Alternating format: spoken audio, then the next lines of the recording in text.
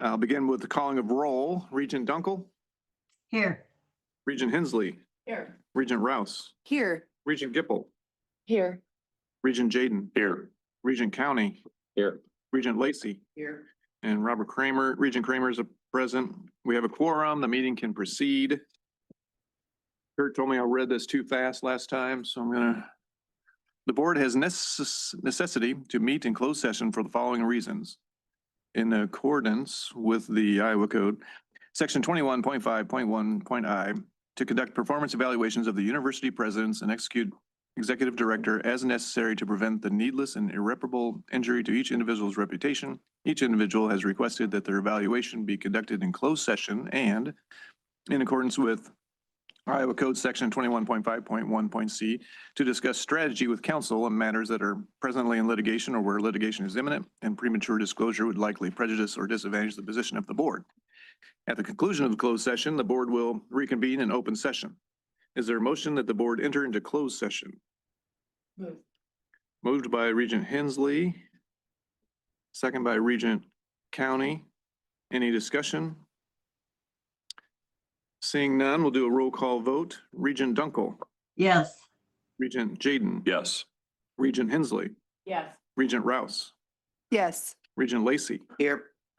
and yes, Yes. and Regent Gipple, Yes. and Regent County. And Regent Kramer votes yes. Motion is approved, and we will go into closed session.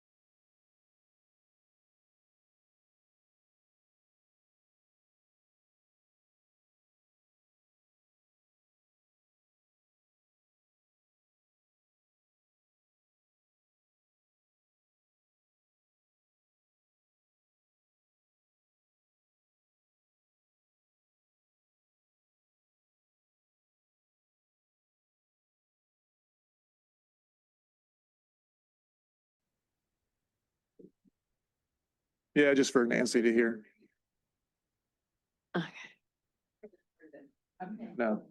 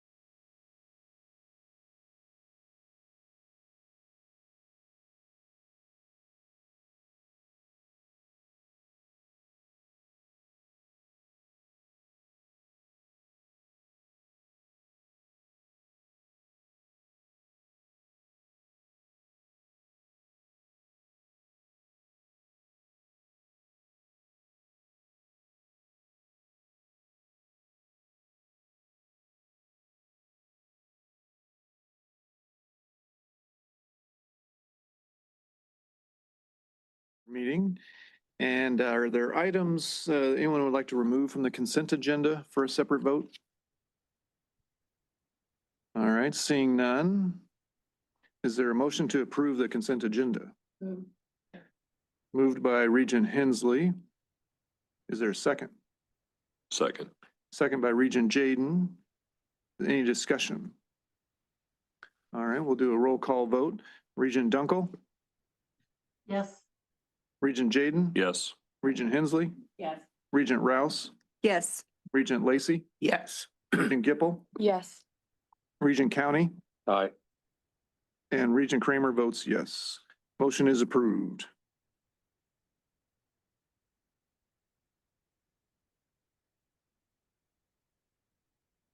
So now, Mark Braun, the Board Regents Executive Director, will make some comments about the proposed policy manual changes. Thank you, President Kramer. Before you today is the first and final reading of the creation of the Center for Intellectual Freedom Committee of the Board. Chapter 263C establishes the center and that the director reports directly to the board. The initial membership of the committee will be Regent Hensley as chair, Regent Kramer as vice chair, and Regent Lacy as the third member. It requires that the committee meet quarterly, at least quarterly, and will be staffed by the director or interim director of the center.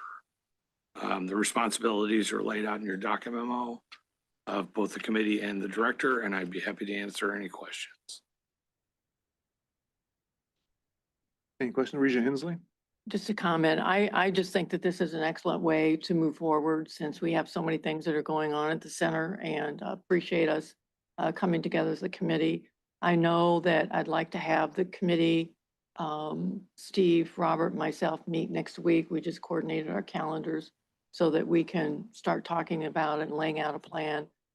This first meeting will be, I would suggest, without the interim director, so that we can all get on the same page. And then we'll have a follow-up meeting shortly thereafter with him. Okay. All right. Any other questions or a motion to approve? I'll move. Moved by Hensley. Is there a second? Second by Regent County. Any more discussion? Yeah, I think this marks a good kind of a reset for the project, and looking forward to working with the committee on it. So it should be good. Let's do a roll call vote. Regent Dunkel, Yes. Regent Jaden, Yes. Regent Hensley, Yes. Regent Rouse, Yes. Regent Lacy, Yes. Regent Gipple, Yes. Regent County, Aye. Regent Kramer votes yes. So the motion is approved. All right, now, yes, Barb, President Wilson. I'm sorry I missed the comment section, but I wanted to make sure the vote went through. I just want to underscore that the University of Iowa is very interested in working with our students on civic education.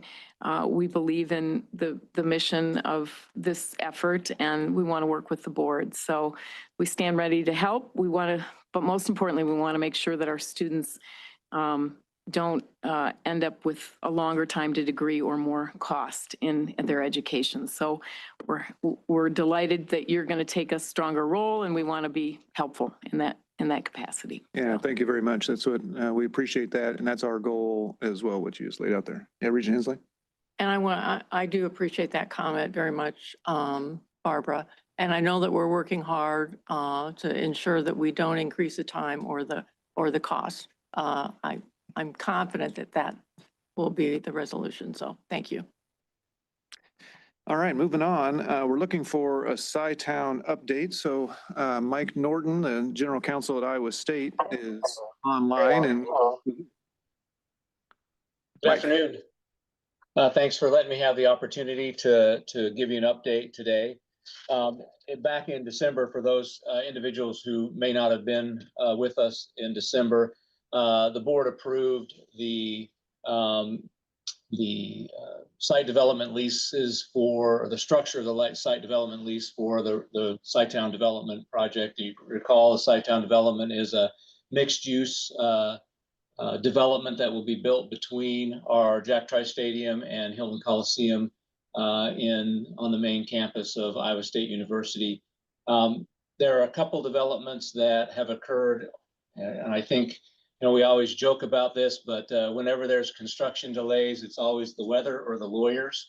And I always bristle at that a little bit, but in reality, it was a little bit of the lawyers this time, so I'll have to own that somewhat. But as we got into, hardcore developing the documents associated with what was approved in December, there became, just as everyone is looking at these long-term agreements, making sure that we're all understanding and that the documents accurately reflect what the agreement is between the parties, and also just ensuring that the agreements reflect and minimize risk to the university and to the Board of Regents in general from the deal. And so through that process, there were kind of two changes in direction a little bit that I wanted to bring to your attention, or that we wanted to bring to your attention today with respect to what was presented back in December.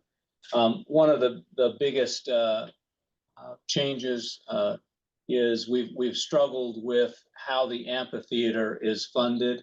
If you recall, the project at the one end has an amphitheater built into the project design. Of course, that is not a primarily revenue generating part of the project. There obviously will be revenue associated with it, but it's not a consistent revenue stream. And Goldenrod really, that project is completely controlled by us. We have a contract with Oakview Group who will be doing the programming and running that part of the amphitheater. And so Goldenrod really didn't have any connection to that. And yet we were asking them originally to secure the debt for the construction of that part of the project. What became, apparent through the negotiations of the deal were that was kind of throwing off the rest of the deal from the impact of the debt that would have to be taken out to secure or build that project. So what we've decided to do and agreed upon to do with Goldenrod for several reasons is to pull the amphitheater out of the Goldenrod agreement and build that amphitheater in more of a traditional structure using bonding. We already have it's about an $18 million build. We have 12 million of it secured through contribution intents from donors. All of that will fit into a bonding structure that is more traditional for us, and also is cheaper from a debt standpoint than financing it through the deal that we have with Goldenrod. And so allowing us to take that amphitheater out of the project then facilitated the agreement on the rest of the deal and makes more sense from our perspective. The second thing that is not really new, it's always been contemplated by the project, but is important, I think, to remember and focus on is, we have, just like we have in any relationship where there is debt involved, we have a responsibility from the donor's perspective to guarantee the income or the revenue that is associated with those donation pledges. So on the suites buildings, those arrangements are contemplated to come in over a period of 10 years.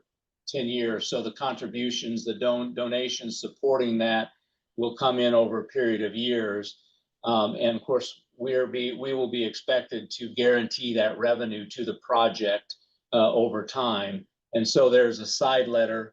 We have no debt obligation to the banks, but we do have an obligation and a side letter to Goldenrod guaranteeing the revenue that is behind those contributions to the project.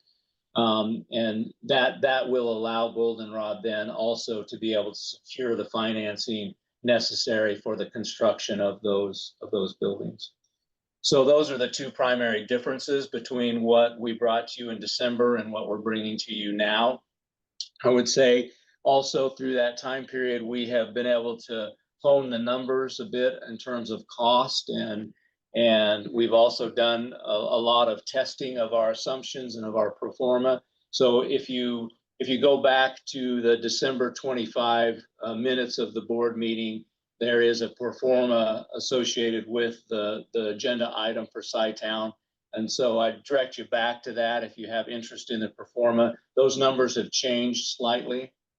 The new pro forma reflects a little bit higher construction costs, but over 30 years, if you recall, the university is projected to make approximately $172 million of net revenue produced from the overall CyTown operations. That assumes a 90% occupancy average over 30 years. What we wanted to do is test that against kind of what if it doesn't produce at that level, and what's the risk to the university then, particularly with regard to the revenue guarantee that we're making, to support the overall project. So if you were kind of, I guess we took it down to the worst case scenario from our perspective, which would be, what if it didn't average 90% occupancy? What if it only averaged 50% occupancy? So at 50% occupancy over 30 years, basically the revenue becomes zero.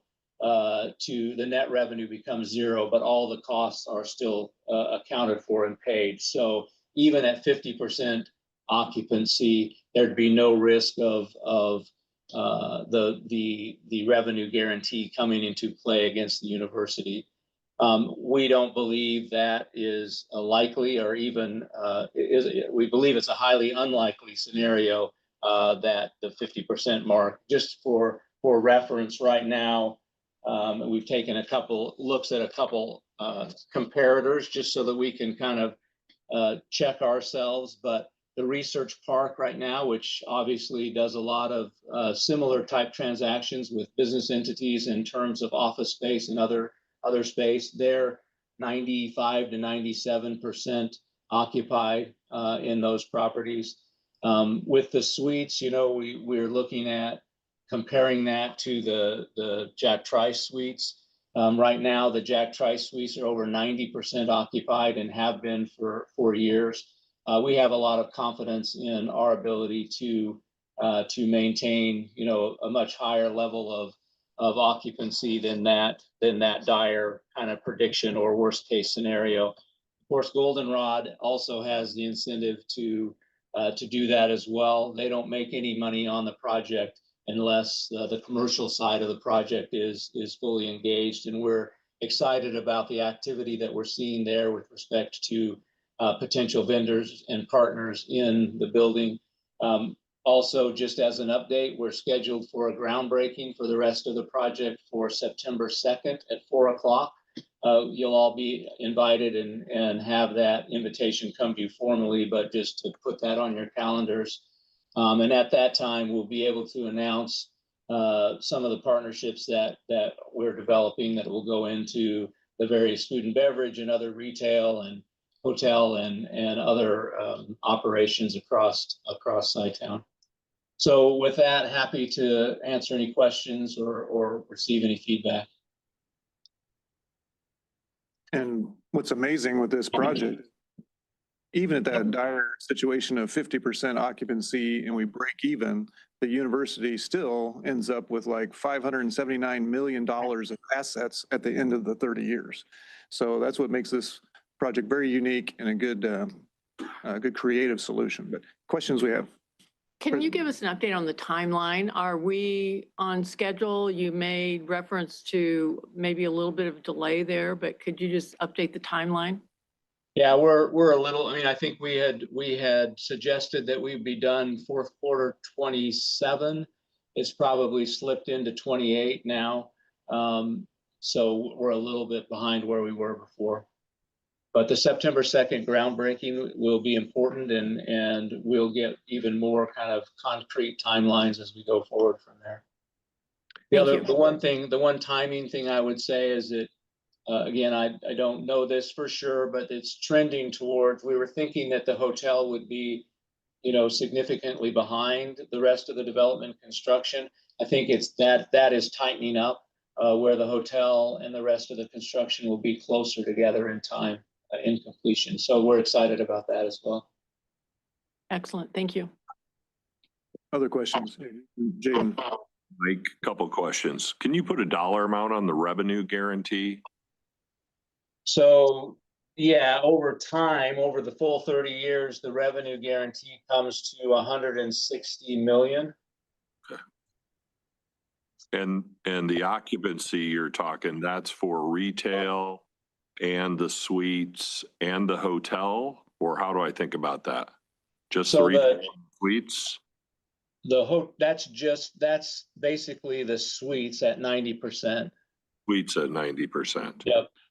And just for perspective, Jack Trice cost of a suite versus a suite there, pretty big differential, isn't there?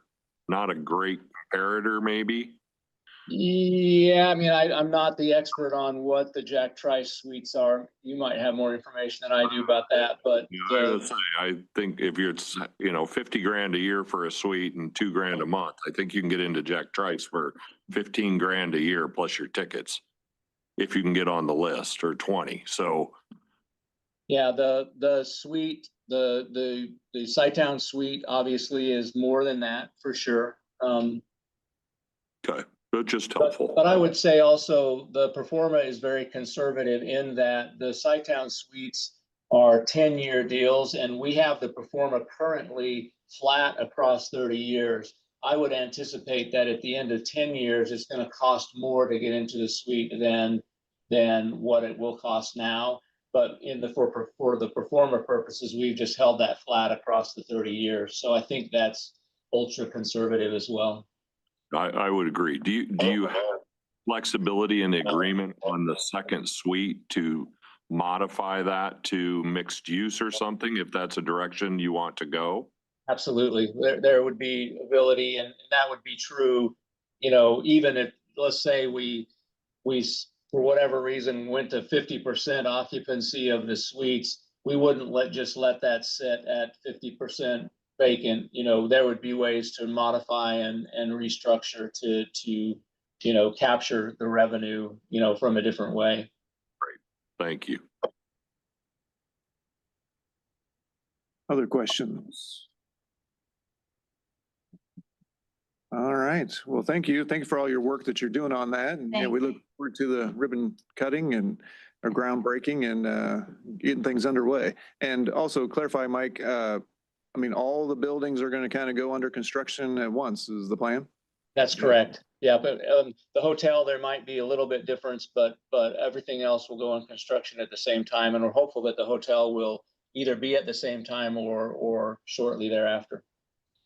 Okay. Michael, I just want to add that, thanks to you and your team for putting all these numbers together, these pro formas. I know they're best guess scenarios, but I'm sure everybody around the table appreciates best guess right here. Thank you. And also, I would just say for the rest of the board, President Kramer and Regent Dunkel have been invaluable in their service on the CyTown Management Committee, just with great perspective and great feedback. And so it's been tremendously helpful on this project to have their expertise. All right. Well, thanks, Mike. We appreciate it. Thank you. Yep. We'll now recognize Kent Farber, the Board Regents Chief Business Officer. He'll make some comments and then introduce those who will make remarks about the budgets. Kent.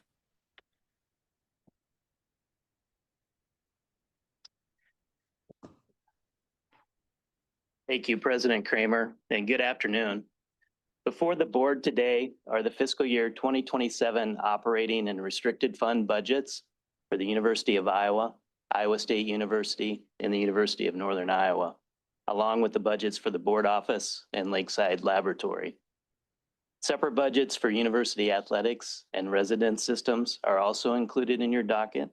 These budgets cover the fiscal year beginning July 1st, 2026, and ending June 30th, 2027. The budgets before you reflect the implementation of legislative and board actions that have already been approved. They do not incorporate any future actions related to fiscal year 2028 legislative budget requests which will be considered during the upcoming legislative session. At a high level, the operating budgets, commonly referred to as the general education fund budgets, support the university's core academic, research, and administrative functions. Separate budgets are included for special purpose units that receive direct legislative appropriations, as well as for the University of Iowa healthcare and other healthcare-related operations. The restricted fund budgets account for revenues that are designated for specific purposes and therefore cannot be used to support general operations. The resident system budgets reflect the board-approved room and board rates and the anticipated occupancy levels. The university budget development process is a collaborative and strategic effort that aligns financial resources with the institutional priorities, the enrollment expectations, and the operational requirements. Throughout the process, assumptions, risks, and opportunities are assessed to develop the budgets that support current needs while maintaining the long-term financial sustainability. The board has received regular updates on budget development through the year. Each university has provided budget presentations during the February, April, and June meetings of the Investment and Finance Committee. The final fiscal year 27 budget that was reviewed and discussed during a virtual meeting on July 7th. At this time, Regent Jaden will provide observations from the Investment and Finance Committee's review process. Following his remarks, each university president will offer comments regarding their respective budgets in the following order. President Mark Nook from the University of Northern Iowa, President David Cook from Iowa State University, and President Barbara Wilson from the University of Iowa. And with that, I will turn it over to Regent Jaden. Thanks, Kent. So first of all, I want to thank the board office staff and university leadership for their outstanding work during this budget process. Your leadership is truly recognized and appreciated. And before the university presidents speak, I think it's important to reinforce or frame three key messages about this fiscal year's budget. First headline should be the general education, as Kent said, that budget is only increasing 2.5% versus last year. This increase is driven primarily by a very modest tuition increase. And as a reminder to the board, our universities start the budget process with a significant over $15 million financial gap after we finalize tuition rates. This is not new. They have faced this challenge for the past 20 plus years due to flat or declining state and federal support, as shown on page 2 of the materials.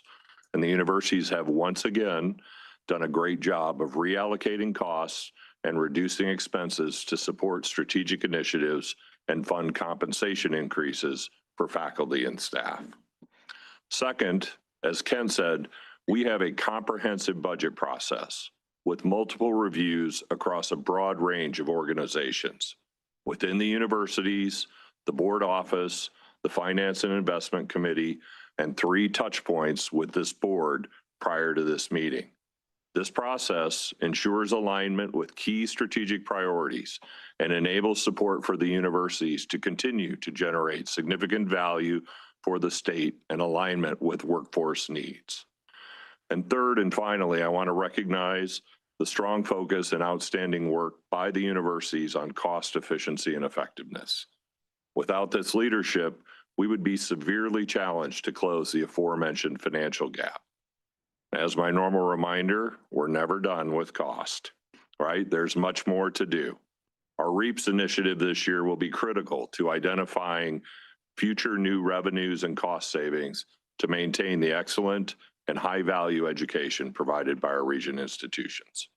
And with that, I'll turn it over to President Nook for UNI. Well, thank you for the opportunity again to talk about the University of Northern Iowa and our budgeting process. To begin with, I want to just remind you about one of the processes we use on our campus. About 8 or 9 years ago, we put together a set of budget principles. So all of what we base our budgets on are these 4 principles that we set. The first of those is to focus on student success and invest in the long-term health of the university. Budget decisions are always an investment in the university's long-term health.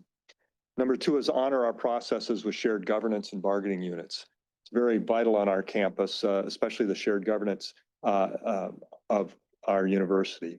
Third is to ensure transparency and inclusion of ideas. We work with departments and organizations across campus as we develop our budgets. And finally, ensure that the investments, reductions, and reallocations are strategic. This means the university does not make easy, that is opportunistic or across the board decisions. And that really falls out of our first principle of being focused on our student success. Those four principles guide all of our budget development. Is there a clicker for? Okay, next slide, please. Thank you. So key changes to our budget. First of all, our budget was put together. We always have to make an assumption about what our enrollment was going to be.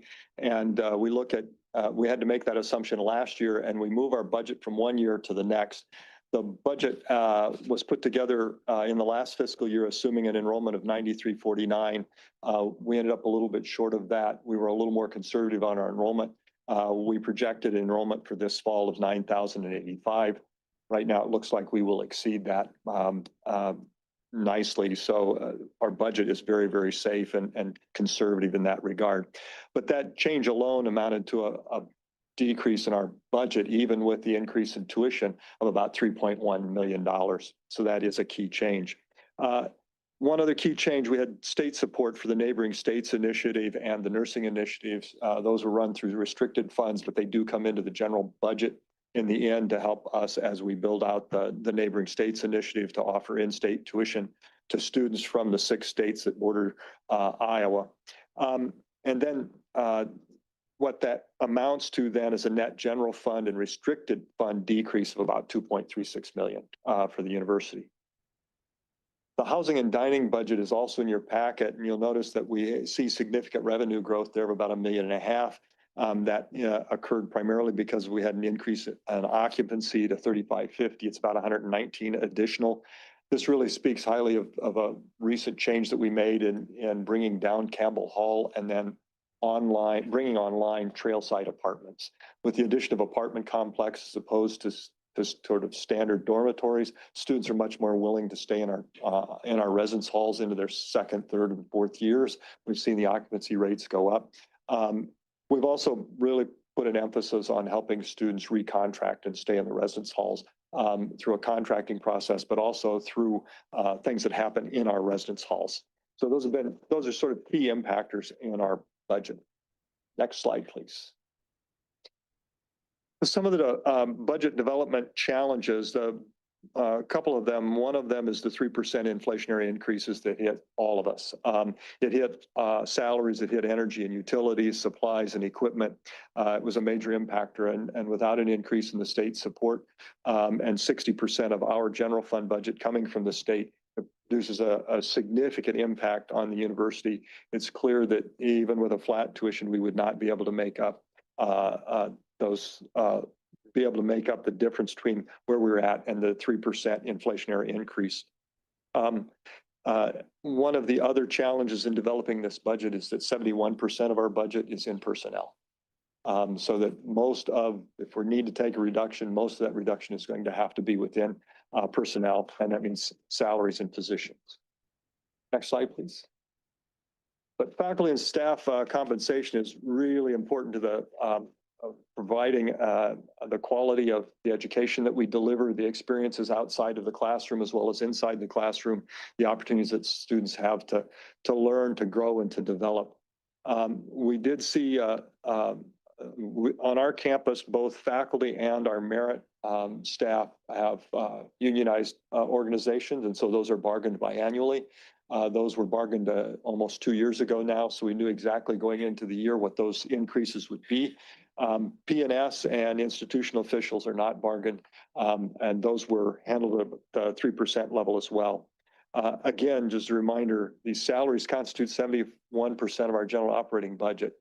So it's essential that we have the funds to continue to be able to compensate people at a market level to be able to hang on to high quality faculty, high quality staff in areas such as IT in particular, but several other areas as well. So compensation is essential at the University of Northern Iowa.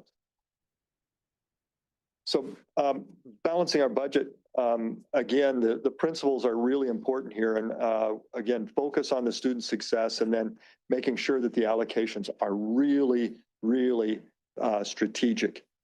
We've been really focused this past year, the beginning of last year at the university address.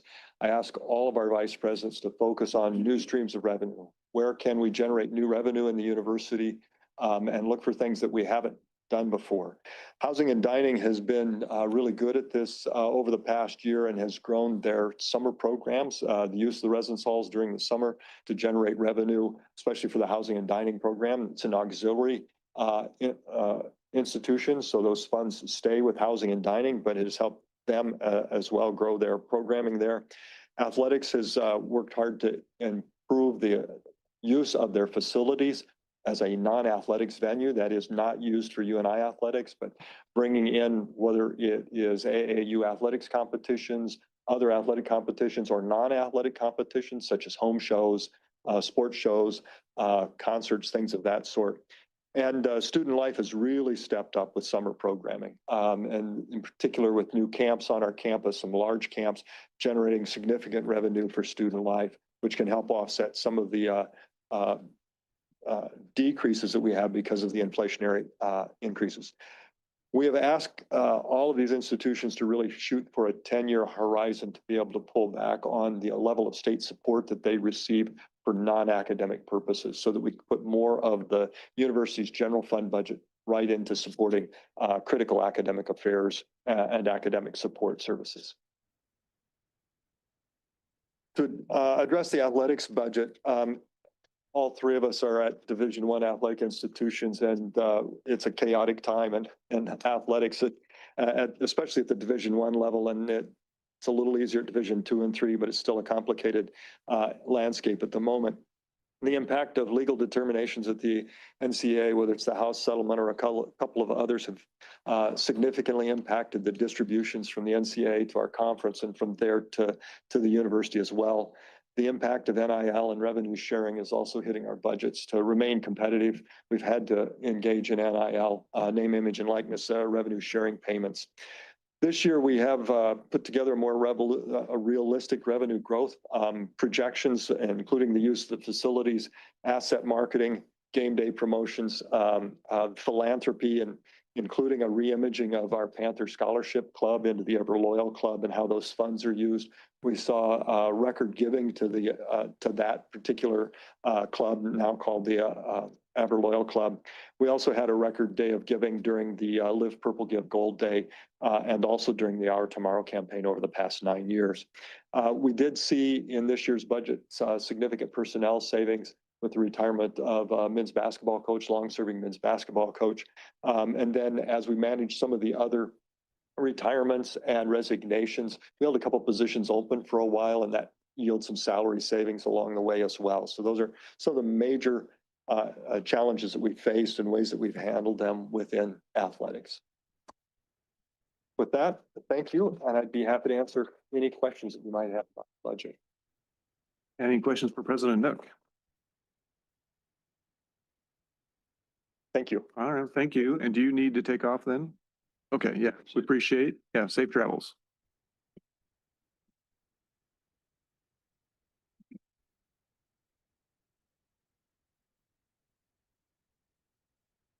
Oh, wrong one. It's the red one, yeah.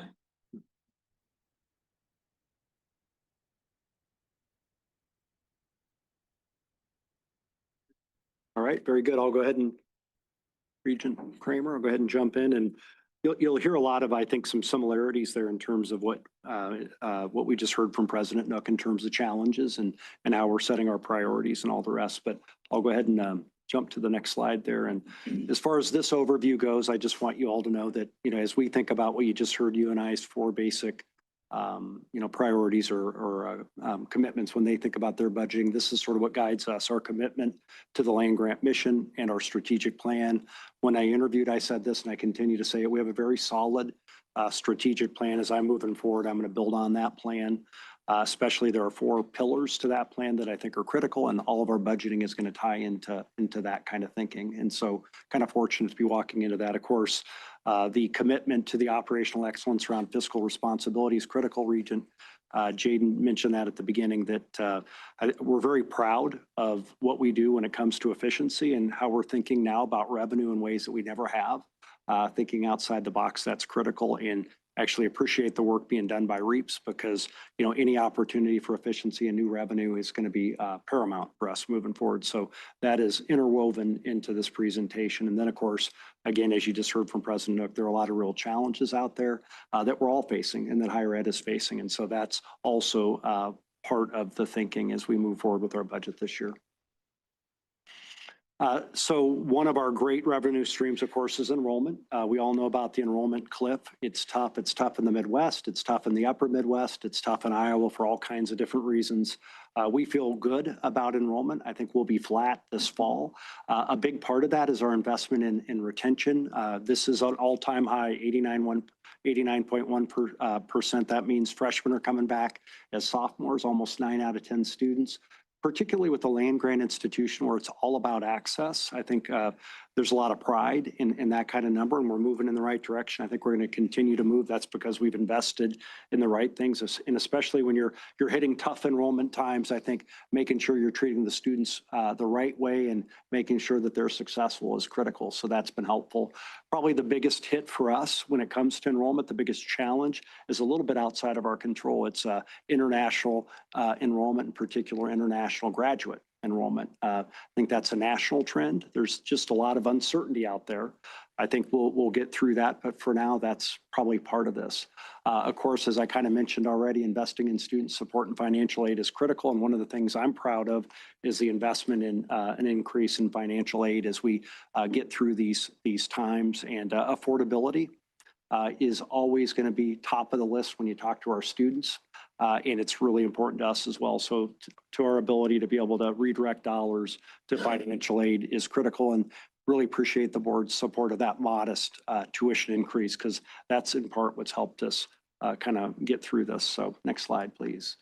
Of course, we're a great value, and we have a lot of pride in what we do for the state. I think it's worth just noting. We have a $6 billion impact. That matters. 1 in 36 students or jobs rather in the state are impacted by, the workforce that we're creating moving forward. And so when we think about, what Iowa State means to Iowa and the investment that we're fortunate to have our legislature do for us, it's critical. And we like to let them know that we're delivering on that. So the next slide has some fun examples of that. So these are 2 different, there could be many, but these are 2 different bioscience related initiatives that I wanted to highlight briefly. So the state, when you look at our budget, invests $2.9 million annually for us in the biosciences. And so these are kind of 2 fun examples of where we take those dollars and we really multiply that investment by the state. So the first one is Rural Stamina. That's an acronym for a federal grant the National Science Foundation has given us to really invest in how we provide value to agriculture and crops in the biofuel space. We received $15 million over 2 years from the NSF. This is we're one of only 12 grantees to receive these dollars. And the big idea here is that over 10 years, this can add up to $160 million. And it's all about creating high value products and new businesses and economic opportunities. So the Iowa, Nebraska slide there, that's showing us who all the partners are and how this really matters to the economy of the state. And I think it's a perfect example of the kind of work and research and innovation and economic impact we have on the state, thanks to an investment from our legislature. The same is true with BioMade. So BioMade is a bioindustrial manufacturing facility, really a first of its kind, only kind in the nation. This sits on our ISU BioCentury Research Farm. Many of you think about the research park at Iowa State. Many of you visited there when we had a lot of legislators. That is not the BioCentury Farm. The BioCentury Farm is if you get on Highway 30 and head to Boone. We have a whole other operation out there. Again, a great example of important work we're doing, bringing industry, having a public-private partnership where BioMate is coming with 20 million thanks to some support from the U.S. Department of War. IEDA is involved in this, and we're obviously cost sharing again. So it's us multiplying that dollar that we get from the state. I think, hitting what I would say our sweet spot when it comes to agriculture and biomanufacturing. Next slide. Another fun one, I can't help it. We've had a good week or two in this space, so bear with me. But at the federal level, a real priority has been around the Genesis project, which is investing in energy and in AI in the future of our country.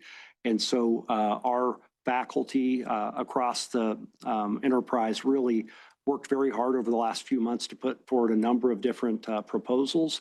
What I love about this slide is, number one, we're doing great research, of course, but seeing the kind of company that we're in, that's a prestigious list of the number of people who actually received funding from, and this was all announced here very recently, but you see MIT at the top, Stanford, University of Wisconsin, and then we're right there with Duke and Florida State and Texas A&M and so on. So kind of rarefied air. We're proud of what we do when it comes to energy. We're proud of what we do around AI. I actually brought handouts and I'll hand them out when we're done, just to give you a sense of what those 4 projects are about. But also we are contracts on 4 other grants that are not listed here, but I have all that for you in case you want to read about in-depth hardcore bioscience research. It's fun reading, but again, we're very proud of the work there, and this happens because the investment that the state makes in us. Next slide. President Nook in some ways already kind of talked about this, so I don't want to beat it up too much, but we have the challenges around inflation, around deferred maintenance, around technology costs.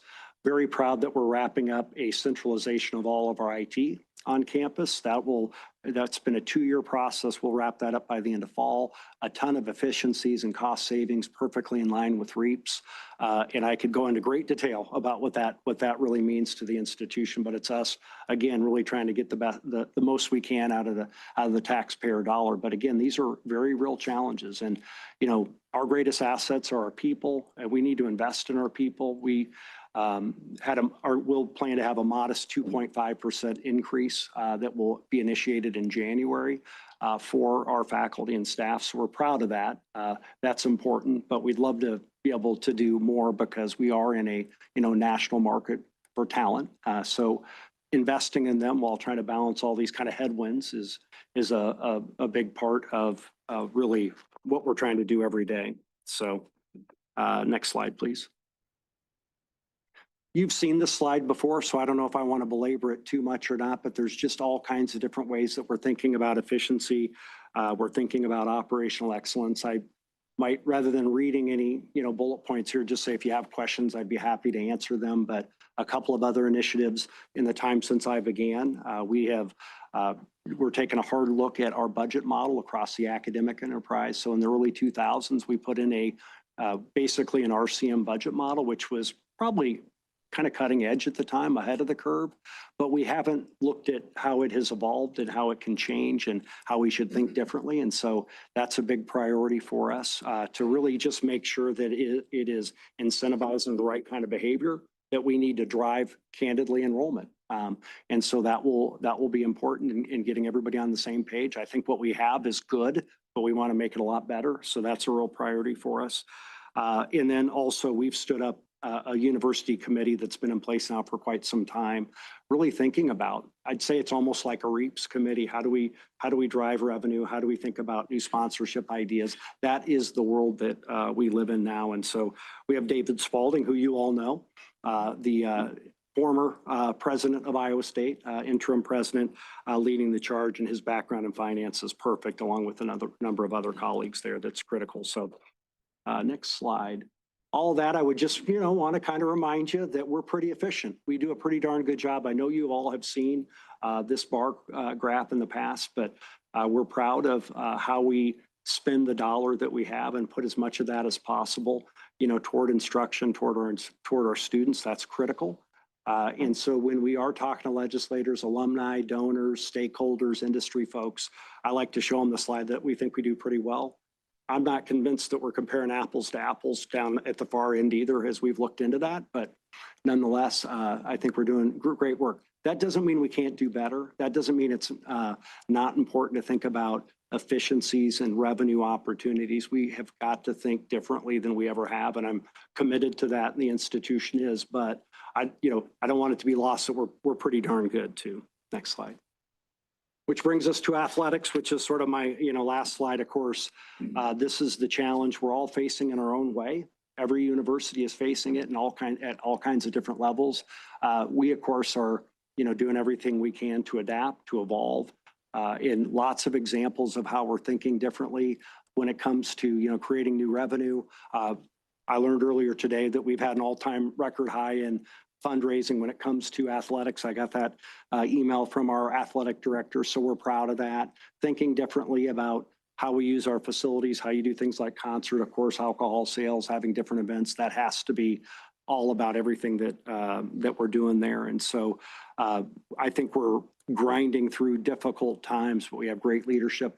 Obviously, we have some big decisions ahead in that space too, but very proud of how we're getting through this. But make no mistake about it, this is a headwind for every university. Like I said before, I think everybody looks at the problem maybe from a different perspective, but I think it's real for everybody. And I'd say, if you want to say, well, what's happening? I would say, well, what's happening today? Because there's a lot of things happening today, literally in DC, and probably a lot of things happening tomorrow that may be new. And so we have got to be versatile in terms of how we respond. So with that, I think that's my last slide, and I'm happy to answer any questions that you might have. All right, any questions for President Cook? So my question is on your athletic department budget and the deficit spending and pulling from reserves. I think this is the third year. Yep. How long is that sustainable? And, what's the plan? Because at that level, I have to think the reserves run out pretty quick. Yeah, so we are, we're putting together basically a 3 to 5 year plan. We're good this year. I think a lot of that is, increasing the tuition set aside dollars that we've talked with you all about. That's helping. It's more philanthropy. It's going to, have to be tightening some of the things that we do. But I'm pretty comfortable with, where we're at today and how we get through the next 3 to 5 years as the entire landscape changes. And so comfortable with what is in front of us in that time frame. Candidly, also though, knowing it's changing.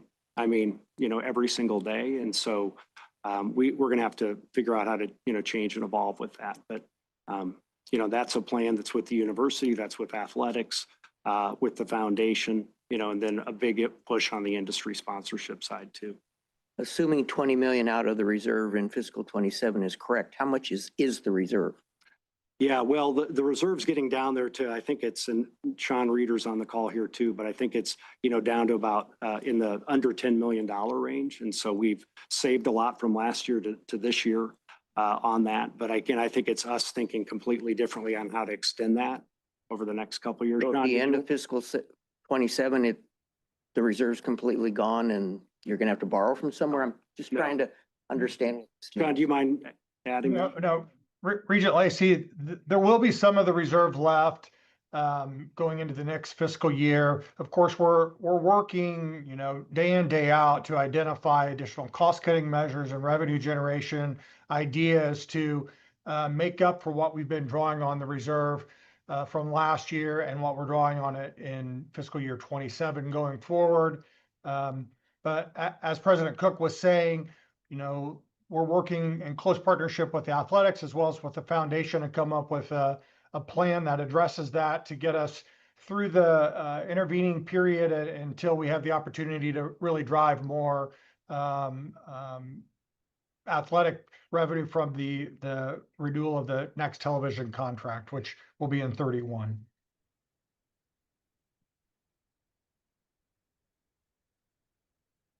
Other questions? All right. Thank you, President Cook. Thank you. President Wilson.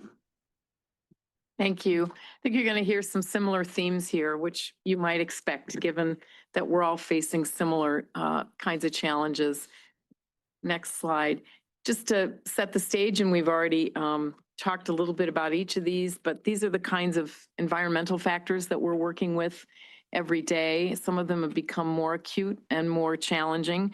Of course, flat state support, we're grateful for whatever we get, but we constantly are advocating for state funding because we are doing so much for the state and with the state. Inflationary costs, no matter what measure of inflation you look at, it's 2, 3, 4%. So we're, as President Nook said, you know, the prices and costs of everything are rising, and we can't really fight that very easily. And we have a lot of costs related to technology, deferred maintenance, personnel, utilities, and I can go on. Demographic changes, we all know the cliff is upon us. So we are constantly thinking about how do we encourage students to go to college? How do we encourage more students to go to college? How do we keep the ones in college who are in college? And how do we think about lifelong learning going forward? So those are just some of the challenges there. Nobody's really talked about the federal research uncertainty that we're facing right now, but there have been a lot of changes in what's happening in DC and with our federal agencies. We've done okay, but there's been a lot of uncertainty and a lot of challenges, and we don't know what's coming next. So that's a lot of I think angst that we face, particularly as a Research One AAU institution. How are we managing this? Well, we're working hard. Next slide. Thank you. Oh, I just did that as thinking it was a slide. Sorry. I'm so used to having a slide control. Thank you. Next slide. So we're managing this in a way that you all know about, and we're grateful for the help that you're giving us. But we launched Respark several months ago. You know, we've got lots of involvement from our faculty and staff thinking about what we can do differently. It really lines up nicely with REAPS, and so we're grateful for the kind of work that you're all doing and how it interweaves with what we're doing. We're working on several fronts, as you know, hub and spoke model, constantly looking at, can we do things more efficiently if we centralize, if we reorganize? We're looking at communication realignment. We've made some major changes there. Energy optimization, which I've talked about and I'll return to a bit later, and administrative reviews. How can we do things more effectively, more efficiently? We're not just doing this for the sake of doing it. We're doing it because we want to increase our capacity to support students, to support faculty, to support research growth, to support our healthcare enterprise, and of course, to be good stewards of what we do and also great partners with the state of Iowa. So a lot of work going on in this arena, and Regent Jaden, you know more about it than most, but I know all of you are tracking it, and we will continue to work hard in this endeavor. Next slide. President Wilson? Yes. Can you give us some examples of the hub and spoke of kind of? Yeah, that I'll looks come like? to that. Can I come to Okay, that? yep. And then if I don't give you, then you can. So this is a projection for our FY 27 budget. And just to remind you all, and I think you know this, but about 67% of our budget comes from tuition and fees, 25% from state appropriation, and 7% from indirect cost reimbursement, and then some miscellaneous. 40 years ago, this looked very different. And today, we're grappling with a much smaller amount of money from the state. And we just have to all acknowledge that the patterns have shifted really dramatically. And it used to be closer to 70% coming from the state and 25% from tuition and fees. If you look at our GEF budget 26 to 27, you can see that it's a slight increase of about $22 million is what we're projecting. And the increase comes primarily from tuition and fees. Some modest increase in indirect costs, but again, the grant funding situation has been pretty challenging. We're lucky to just hang on to what we've got, but not a big increase there, and a little bit of increase in interest and other income.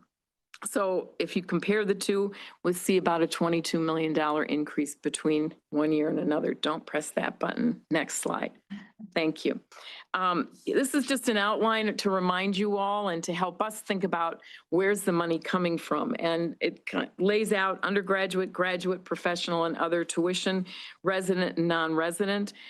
We're grateful for the very modest tuition increase that you approved. It is what we need to cover and cope with inflationary increases. We're grateful to our student leaders for advocating on behalf of a modest tuition increase. I think it says something when you have student leaders sit at a table with you all at a meeting and say, we don't like increases, but these universities are important and we want to support a modest increase to cover inflation. I don't know very many universities where you would have that happen. So thankful to you, Lucy, and to all of your colleagues for thinking forward about what we're doing. This little bar graph shows you that where our money is coming from. And I've already mentioned this earlier, but we're really excited. Our enrollments look great for the coming fall. We won't know till the 10th day, so I can't give you a firm number, but right now it looks pretty solidly over 5,000 students again for this fall. This will be our 5th year in a row that we will be over 5,000 new students. So that's a record, 7th time in our history, in our entire 179-year history. So we're doing really well on enrollments, and that's really important because we have to maintain our interest, student interest, and our recruitment and attraction as what we call a destination university. What you can see, I think, from this table quickly is that the vast majority of our money, our tuition money, comes from undergraduates. So we are doing a good job of facilitating and helping our graduate students. We fund a lot of their tuition through stipends and through reimbursement if they're employed by us. And if you really look, it's really the undergraduates who are by and large funding our operation. And we think about that every day in every decision that we're making. So about 75% of our revenues come from undergrads. Next slide. How do we balancing the FY27 budget? Through the variety of things you know about: strategic revenue growth, operational efficiencies, and resource reallocation. On the revenue growth, again, I remind you that our enrollments are quite strong. With moderate tuition increase, we can cope with flat state funding. It's not great, but we can cope with it. And then we're really always looking at first and second year retention. It's our moral duty to get students to graduation, but it also is a fiscal goal, if you will, because it affects our budget if we can keep students enrolled and keep them marching toward graduation. On the efficiency side, I remind you, I've mentioned a couple of these, just a simple look at our temperatures in our buildings and our classrooms and our labs, and reintroducing new temperature bands. Might be a little warmer, might be a little colder than what people are used to, but doing that simple measure gives us a pretty good annual savings in our utility costs. We looked around at our data ports in every building and in every classroom and lab, and a lot of them weren't being used. So getting rid of some data ports can save us significant money. We're doing a social media outlet. Pete Mathis and his team have looked at all the different ways that we spend money and time on social media and whether it's really making a difference. And so we've reduced some of our social media outlets and moved some of our folks into a more centralized function. And the hub and spoke is, as you asked about, President Kramer, we're really centralizing more and more of what we do. So right now we've been looking very carefully at IT and HR and communication. I would say communications is leading the way. Some of our colleges are willing to, shall we say, give up a little control to gain some efficiencies. And the example I give in the right-hand side is our College of Education and our grad college have both are now using central services for all their marketing. So they've turned all their marketing over to centralized functions. Of course, they're giving us a lot of feedback about what they need and what they don't need, but it saves us having to staff people in those units. We can do it centrally, we can save money. So that's one example. We can give you some others. We're looking at HR neighborhoods now so that we can centralize in a hub and spoke way more of our HR functions, all of which will hopefully improve services, but also gain some efficiencies. class. Our College of Liberal Arts and Sciences has done a really good job of looking at majors and programs. You've approved some closures of programs and majors and in some cases departments, and they're putting that money now into priorities in the College of Liberal Arts and Sciences. So those are some examples. If I haven't given you much enough, I can add to those, but those are examples of things that we're doing already. They, I think, coincide very nicely with the REAPS effort. Next slide. So if you recall that our projection is about a $22 million increase in our budget for FY '27. Where's this money going? As is the case for my peers, my peer presidents here, my colleagues, the vast majority goes into people. That's who we are. We're a people business. We're recruiting talent, faculty and staff. So about 69% will go into salary and fringe benefits. 24% will go into building repairs. We are working on deferred maintenance all the time, utility costs, and constantly plowing money into student financial aid as well to support our students. So what I can say is the savings will go into people, buildings, and matters that affect the state of Iowa and higher education writ large. And the bar graph kind of shows you the layout of what will go what, but you can see the majority is in salaries. Last slide. I think this is our last slide. Yes. Always driving outcomes. So just to remind you, we're in the midst of a strategic plan toward the tail end of it. And our year 3 progress report came out a while ago. You probably, hopefully looked at it. We are just blowing past most of our metrics, which I'm really proud of. 91% first year retention rate. We hit our 5-year goal in 3 years. 76% graduation, 6-year graduation rate. Our goal was lower than that. We've already exceeded it.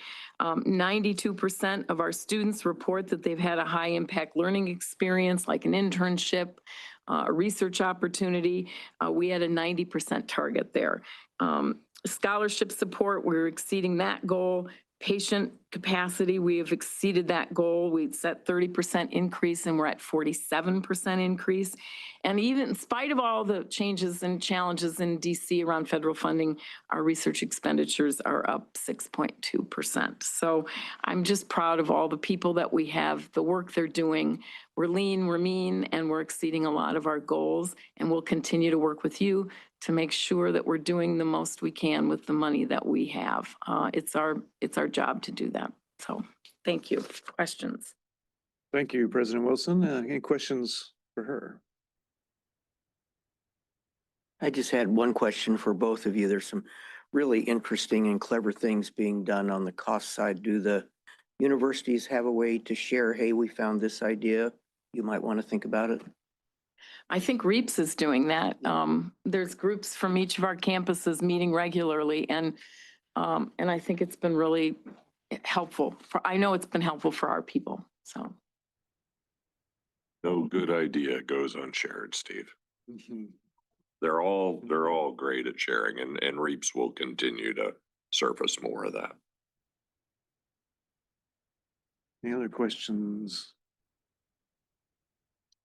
All right. Well, we do need a motion and a second to approve the 2027 budget as outlined in the docket. Is there a motion? So I'll moved. make the motion. Got moved by Rouse, second by Regent Dunkel. Okay. Yes. Any discussion on that? Regent Hensley. I would just like to thank the committee and everybody that's worked on the budgets, because we've had way more information this year than we have ever had. And I feel so much better about it. And I think it's just very, very encouraging to see and to really have a better understanding. So thank you. Thanks for those comments. Anything else? All right. We'll do a roll call vote. Regent Dunkel, Yes. Regent Jaden, Yes. Regent Hensley, Yes. Regent Rouse, Yes. Regent Lacy, Yes. Regent Gipple, Yes. Regent County, Yes. and Regent Kramer votes yes. The motion is approved. So we spent a little time today in closed session doing reviews for the 3 presidents and the executive director. We have a motion for the only change. And so a motion and second is required to approve the following. For President Wilson to extend her employment agreement for 2 additional years and to increase her base salary by $50,000 effective July 1st of 2026.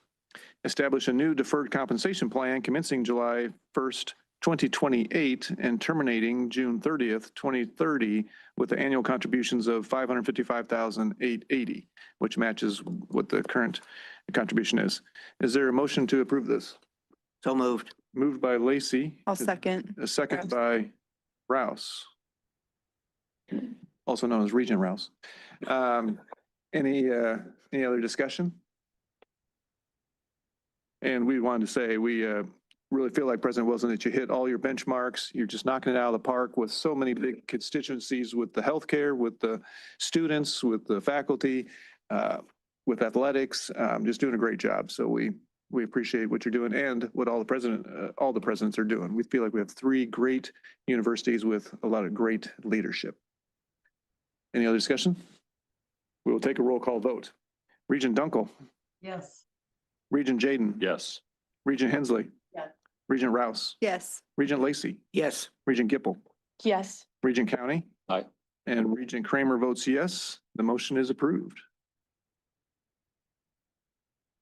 So this concludes the board's business. The meeting of the Iowa Board of Regents is adjourned. Thank you.